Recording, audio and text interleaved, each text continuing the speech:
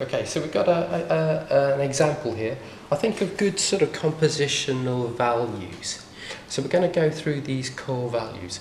I just think this is quite a good example to showcase these things. So each image, and especially in visual communication, you need to organise the information and direct the viewer around a page. You're giving them snippets of information. And the first thing that we need is a focal point. Now the focal point is what you are directing the viewers to immediately. It's the first thing that the viewers latch onto. So the focal point doesn't necessarily mean it's right in the middle. And we've got two dominant factors in this piece. So we've got the horse, the carousel horse, and then we've got this decorative line. Now, this is what I look at first. This is the focal point to me.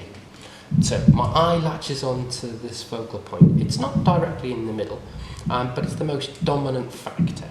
And what's really clever about this design is it links information. So I look at the horse, and we've got vertical and horizontals here.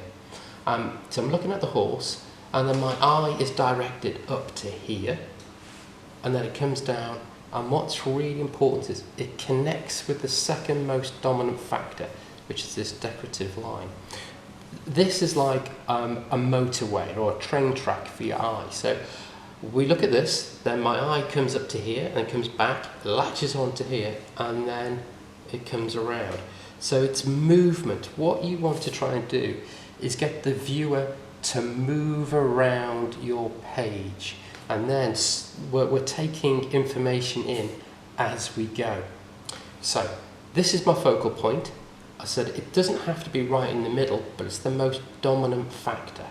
So in your compositions, try and have a focal point, and what's really also important is connect information. So this is how I read this. I've looked at the horse, I've come around, I've looked at this decorative piece, I've come back, I've now gone back up to here. I'm now looking at these ducks, these plastic ducks. I'm taking in a lot of information as we go. I mean, this is saturated with information. I'm talking about milliseconds of time here that the eye is trying to take in the information. This is where this comes into play. This is known as negative space. Negative space doesn't need to be white space. It's just a space to give the eye some time to breathe, but it's also about a balance. This puts more emphasis on the focal point, and it makes interesting shapes and forms. Don't be afraid to use negative space. Negative space is just as important as your focal point. So I've looked at here, I'm going up and down, I've now looked at these plastic ducks. I've had a bit of a chill out in my negative space. And then I'm hungry for more information. And I think this is where this is quite a clever design, because it's two-dimensional, but actually the composition is on a three-dimensional sort of plane, because the horse is jumping out. There's a direction.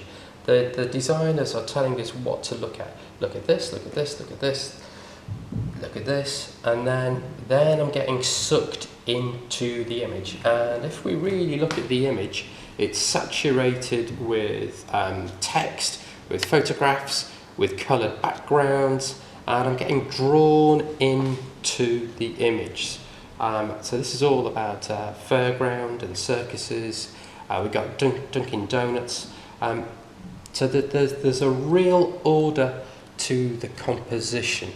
And this is what we want you to try and develop in the next sort of 5 weeks. This compositional values of focal points, linking information, use of negative space, bringing things forward and pushing things back. So it's a pretty tricky process, media, to understand and develop. So I think the transfer process will enable you to play, because you can make a lot of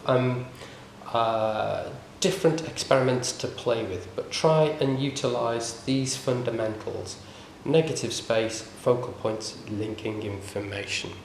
Now I've got some past student work which I think explains that, and also shows how we go about a whole project from start to finish. So I'm going to show you, it's a pretty old project, but again I think it's a very good example of composition and collage, and also something else called the ready-made, which I'm really going to come talk about throughout this next session. So I think I've got a really good example of a body of work that we're going to show. And what we want you to develop is a body of work. That means that it's got ideas generation, experiments, that you analyse where things are working, where you can develop to the outcome. So this is a whole project. It was a 2-week project, and it's from start to finish. It's a little bit of an old project, but I think it works very well for what we're talking about. So it's really about collage and mixed media. And I'm not saying that everything in visual communication is done this way. This is just really to talk about the fundamentals of collage, if you're interested in collage or developing in collage or mixed media.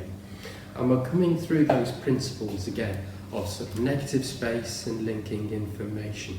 So he starts with this sheet. This is even just his brainstorm, where he's putting things down on paper and drawing in here. But what determines drawing? So he's actually drawing with masking tape and other forms of tape. There's a real richness here, but there's also a balance. With composition, it's about balance. He's his use of negative space, linking information, and the masking tape takes us on some journey. Now before we were talking about the white decorative piece taking us on the journey. In this case it's the tape that takes us around different forms of information, and we've got a balance here between the negative space and this black space. So there's a real balance, and that's the other thing that we've got to try and get within composition. Composition is really important, not just for visual communication, but we're talking about photography, film, painting, three-dimensional constructions. It's all about balance. So if you can get this in the next sort of 5 weeks, I think it's going to benefit for everything that you do. So this is his starting point. This is quite old. This is all about the Iraq War, so it's a little bit old. I'm talking about the student as well. This was Will. He's now a really successful graphic designer. He's an art director, and an art director is like God. He's in charge of everything. But he works for Condé Nast and Vogue. The last time I saw him was in an airport, and he was about to go from a photo shoot to Milan. So he designs the whole look and feel of the magazine. It's a pretty good job. This is his next. So these are all worksheets. These aren't finished things. These are just developing the ideas. So maybe work on 2, 3 all at the same time that you can then analyse and develop. Grouping together. There's real nice sense of movement around this page, and he's using metaphors here to try and convey his message, and also something called a ready-made. Now ready-mades are objects or images which have a life, a meaning of their own, but if we take them out of their environment and put them into a different environment, does it change the context and the meaning of it? So we can use these images or objects as metaphors. Really important that you sort of get your head around that. And it's then finding and selecting those images.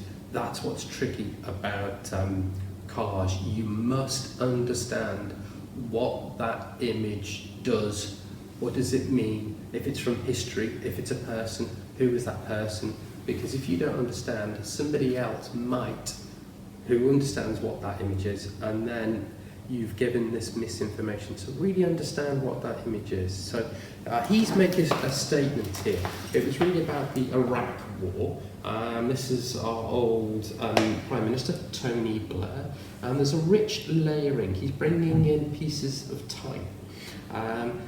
This is a font called Chisel, which again conveys the message that he's talking about, which is about control and maybe even empire. It says empire, but also the typeface communicates that, because chisel is what they used to use in these very grand buildings, literally chiseling in the names of the establishments into the building. So he's gone and found the right typeface to try and convey the message. There's a grouping together of images, really nice, a cluster, and movement. He's our focal point, he's the most dominant factor, but then this is the ready-made, this is the metaphor. I don't know whether you can see that, but you might be able to see it a little bit better in the next one. This is an image of the Elgin marbles, which is part of the Wonders of the World from the Parthenon in Athens. But you don't find the Elgin marbles in Athens, they're in the British Museum. Because Lord Elgin found the marbles. I don't know how he can find them because they've been in existence for thousands of years, but basically he pinched them and brought them to the British Museum. So this helps communicate what this is all about, holding on to power and holding on to empire. Because the Greek government would like the Elgin marbles back, but we're not giving them back. So he's gone and sourced images here to try and convey what the message is. Coming back to the composition, really nice use of negative space. Great use of negative space. There's movement with this mark and this mark. The only thing is, it doesn't really take us anywhere. I think he's missed a bit of a trick here. If you had another image, there, it would take us on this journey and another sort of chunk of information. But a really nice cluster of image. Movement around the page, use of negative space. It's good. But he's also learning from this. Don't be afraid to make mistakes. So the next one, here's the Elgin marbles again. There's other forms of collage. Again, really nice use of different types of papers. Starting point. What's clever now? He's used the hand and he's the connector. It touches this. So my eye is immediately drawn from here to touch here. So again, he's directing the viewer around the page. Again, these are just idea sheets, almost sort of brainstorms. Other ways of working instead of just the transfer, that's just being printed on acetate and overlay. So you can do work that way as well. Again, nice use of negative space, giving it the balance, focal points, connectors. As I said before, he's learning from the previous ones. Again, he's just playing here. And there's a lot of contextual reference points, which I'm going to come back to after this. We're going to show you key contextual artists. I can see who he's been influenced by. They're not pastiches. He's learned from some of the masters and he's developing his own language here. Again, a rich layering of image. These are just some monoprints, textures, overlay, using the hand as direction, and again, here's the Elgin marbles. Lots of mark making, again, a balance of the negative space to a lot of this richness here. But he's learned from his previous mistake, as in There's the connector to look at this. So there's a whole visual direction. Again, just using tapes to make the mark making and drawing.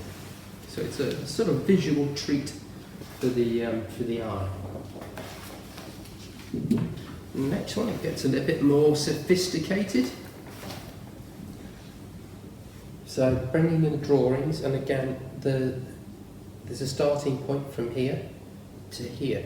And what's really clever is using different types of paper, different weights of paper. So we've got this big graph paper to the smaller graph paper, and then he's just brought in this transparent, almost arrow through tracing paper. So the eye moves around here to this sort of focal point. So that's made through the composition and the different weights of paper. And again, a balance with negative space. Really great. Bits of eye candy through the textures and the colours.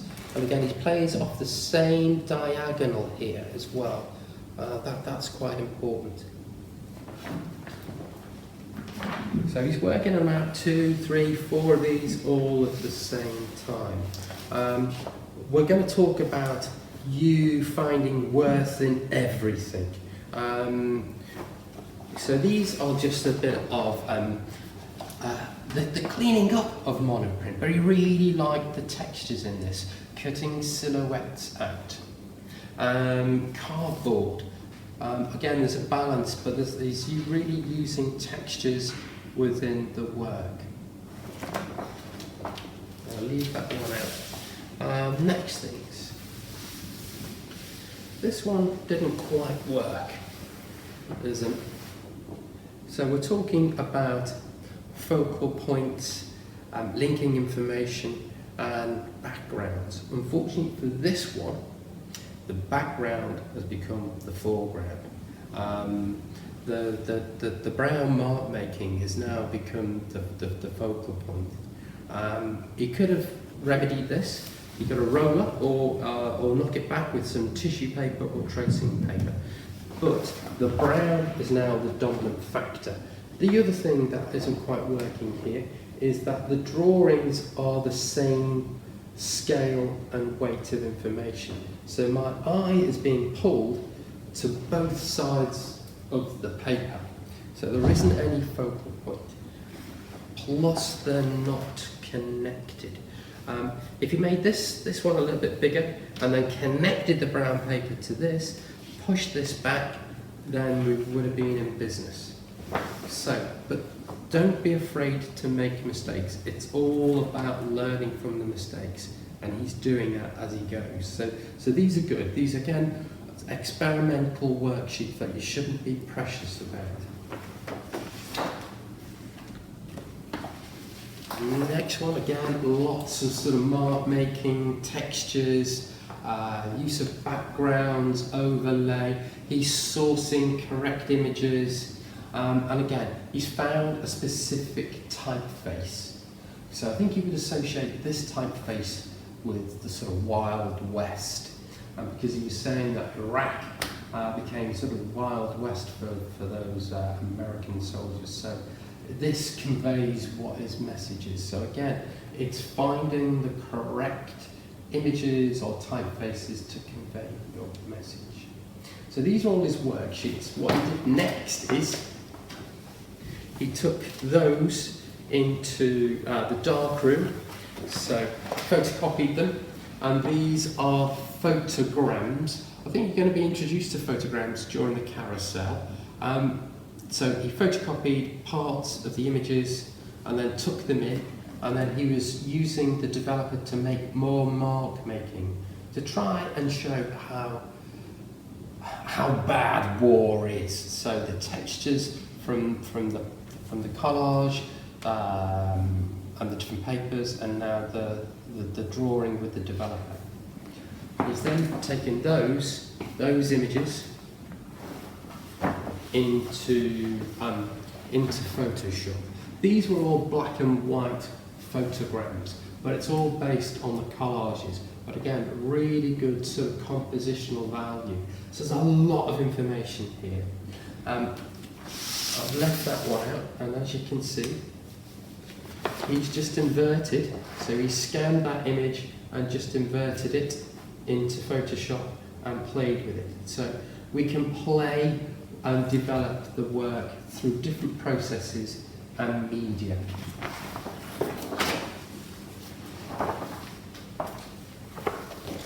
Again, these are photograms then taken into Photoshop, and you can see the bits of collage and texture which conveying his message.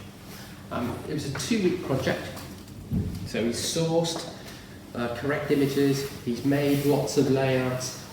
His final piece was a newspaper. Unfortunately, I don't have the newspaper, but these are sort of contact sheets. But if your worksheets are good enough, you don't have to redo them. All he's just done is image capture of that one, and that became a page. Some of the others he's reinvented and played and added more on. So this is a whole body of work. So you can see from start to finish, you can see some of the mistakes, but you can also see how he's evaluating and developing it. And that's really important that you do that, and you allow yourself to make those mistakes. Okay, so I'm now going to show you and introduce some core contextual artists to do with collage, but also this term, the ready-made. The ready-made is probably the most important development in art and design in the last 100 years. This changes art and design forever. I sort of talked about the ready-made before.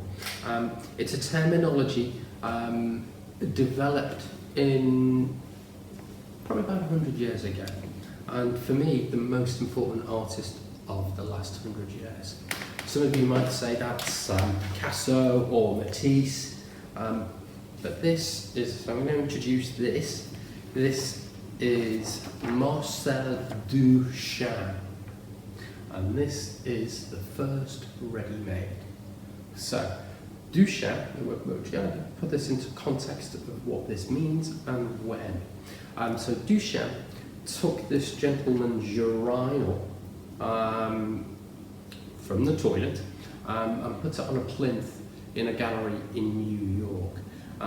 Duchamp was part of the Dada movement, which was 1914 to 1916. This is during the First World War. The Dada movement were anti-imperialist, anti-war, I suppose subversive artists as well, against the art establishment. So Duchamp takes this object, puts it on the plinth. He's making a statement here, a statement against all of those things he's against. But there's a meaning and there's a history from the urinal. So he's stating that war is piss, shit, waste. Don't do it. Maybe the establishment of piss, shit, waste. So therefore you can start to think of objects as metaphors. So the ready-made is the most important and most significant change in art and design for like the last 100 years. You wouldn't have Tracy Emin with her bed, with all of those objects, because the objects convey the messages. So Duchamp for me is the most important artist, definitely for like the last 100 years. And if you can get your head around what the ready-made is, then we can utilise those to convey messages. So, Duchamp is influential for everything, especially these contemporary artists that we have now, but also was a huge influence on pop art. Now, the sort of founders of pop art, we're not talking about Andy Warhol or Lichtenstein. This is Robert Rauschenberg. So now Rauschenberg, there was a whole retrospective of Robert Rauschenberg only 2 years ago at the Tate, and I'm going to show you some early Rauschenberg. I suppose most people would associate Rauschenberg with huge silkscreen layered painting, but also composition. Pop art means from popular culture, and he's using lots of ready-mades in his images. Images from magazines, packaging, conveying the mundane, the everyday within his work. So he's really influenced by Duchamp and the use of ready-mades. Some more.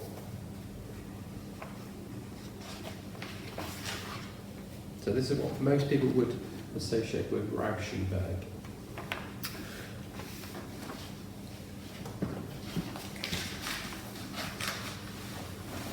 But then this is also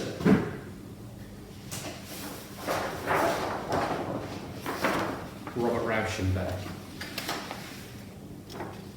Rauschenberg is the first artist to use this process, the process of transferring images ready-made from popular culture.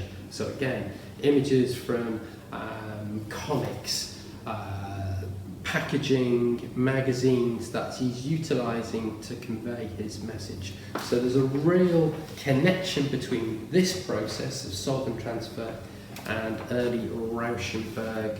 These are some of his sketchbook work, and this is a really beautiful book. So again, you can see that process that Rauschenberg was using. And this is another Rauschenberg. That's all on fabric. So again, you can transfer onto fabric. So Rauschenberg, completely influenced by Duchamp, using the ready-made, but then using it in sort of a two-dimensional and three-dimensional way. So we're talking pop art. This is early 1950s.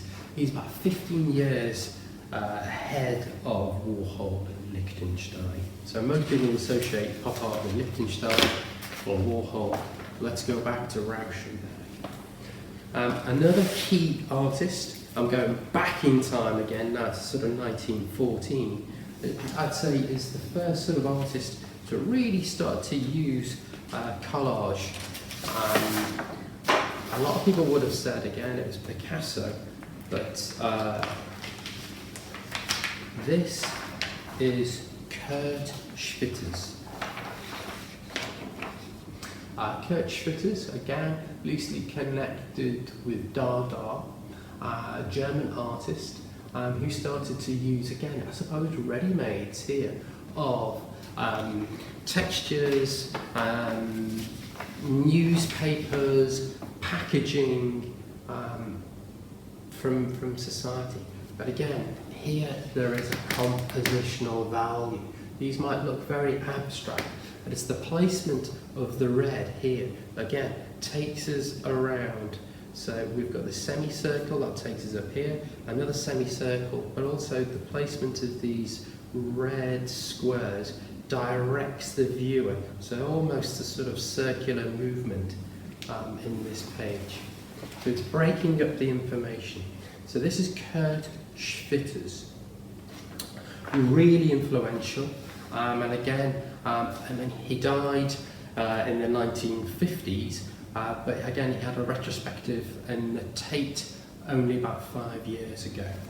I'm going back to my friend who we just showed before about all of those textures in his work, and you can see that he's been totally influenced a little bit by Rauschenberg, but definitely by Kurt Schwitters. So we've got three principal artists here who have really changed art and design forever. So we've got the ready-made with Duchamp, then we've got the instigator, I would say, of collage and textures with Kurt Schwitters, and then the instigator of pop art and popular culture, Robert Rauschenberg. So three major artists.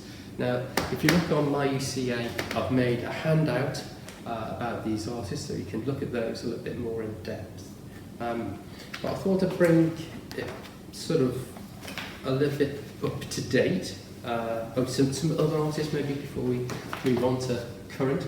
This is Hannah Hock, who's again sort of connected early on with Dada, but her and her husband made these fantastic kitchen sink cutouts, kitchen knife, collages, but they were totally anti-Nazi, and they were on Hitler's list. So was Schwitter's.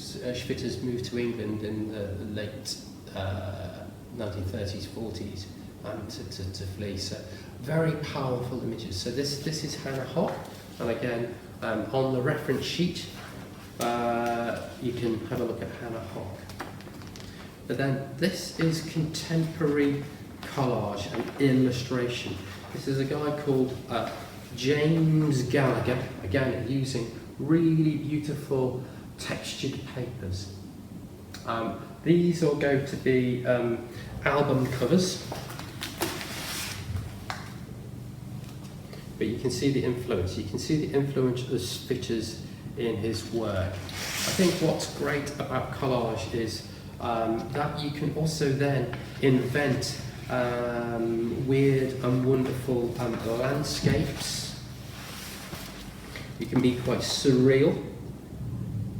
So again, this is all contemporary illustration using collage. I'm not saying that all illustration is done this way, but if you're interested in this medium and process, here we go, you can invent and convey different messages in your work. Again, quite sort of more abstract work.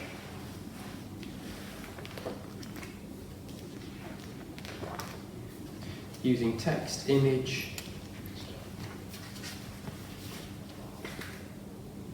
and then this is Michelle Thompson, who's probably one of the biggest sort of commercial illustrators at the moment. She does a lot of stuff for The Guardian. A really nice balance there as well. Mark making, textures, negative space. She's quite good to look at. So that's illustration. This is more sort of graphic design, again using these principles of connections. You can see the eye really moving around here, and then a little bit more abstract, but again there is a compositional value. These are Neasden Control Centre. I think this guy, yeah, it's actually one guy called Stephen Smith. I think you'll find him on lots of the project briefs.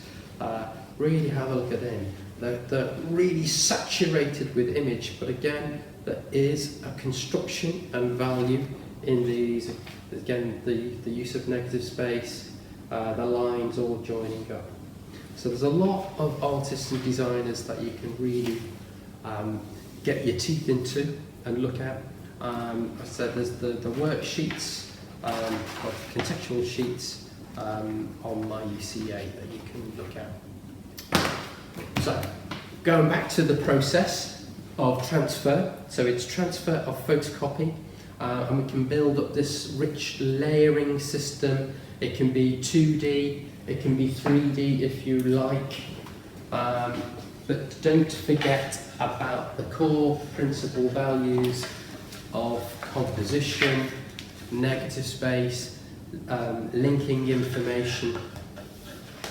So we want you to try this and build your body of work. Okay, thank you.